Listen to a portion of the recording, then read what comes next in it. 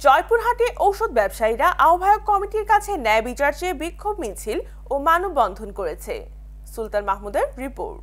গেল শনিবার দুপুরে জয়পুরহাট শহরের রোজ ফার্মেসির সামনে থেকে জেলার ঔষধ ব্যবসায়ীরা মৌন মিছিল নিয়ে শহরের প্রধান সড়ক প্রদক্ষিণ করে পাঁচুর মোড় বিশাল চত্বরে গিয়ে শেষ হয়। পরে সেখানে ঘণ্টাব্যাপী মানববন্ধন কর্মসূচি অনুষ্ঠিত হয়।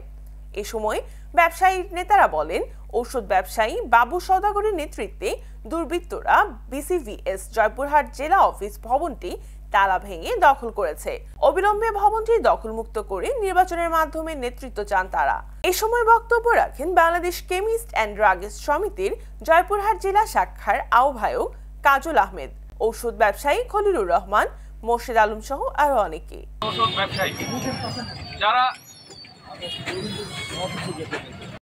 নির্বাচন করার সিদ্ধান্ত গ্রহণ করি, কিন্তু গত আপনারাই বলবেন, আপনারা বলেন ভিডিও হচ্ছে।